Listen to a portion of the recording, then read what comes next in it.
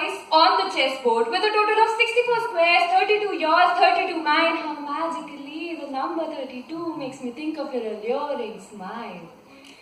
It's like a movie you binge watch and always feel like having more and more of it. As we both feel shy, catching glimpses of each other here and there, I see you being in front of me. Contemplating on how should you go about this. Putting your tender fingers over every pawn placed between you and me, you start to rehearse your lines and dare to make the first move. A white pawn takes one step ahead, you say, "Hi, my name is Abhimanyu."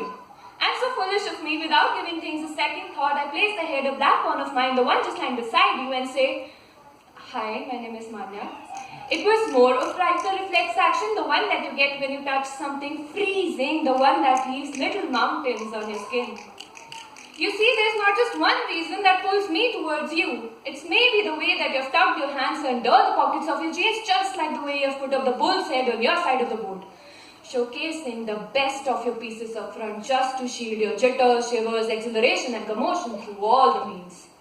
Or maybe it's the ease in your actions, the way in which you have planned out everything in advance, the way in which you have deceived me to let my guards down.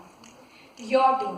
You move ahead a white pawn, you know that it will be taken, but it seems like you are giving away your ego just to grab my attention, and I go gaga over your gentleman traits. My turn. I rush again and take that white pawn down, feeling much more happier than ever. You smirk while making me believe that I was more clever.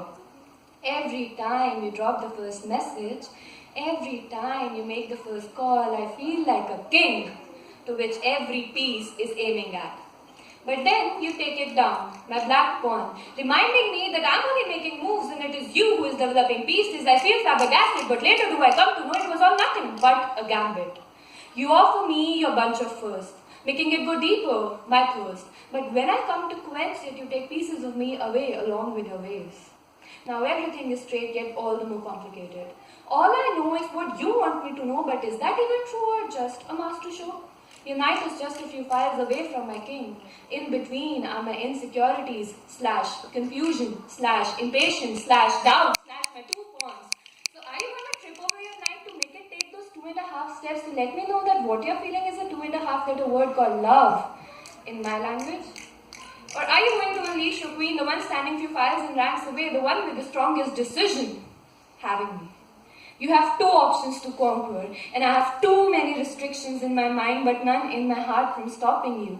Slowly and gradually, I start to feel like a victim, bitten by a snake with strongest venom. As I see my catastrophe, I feel all the more weak to vegetate, so I let this venom circulate through all my cells, veins, and arteries, for once to escape reality and all its contraries. Now, as I stand there with nothing of me changed, I still have my queen and bishop intact, just like the way you have let me have my pride and independence.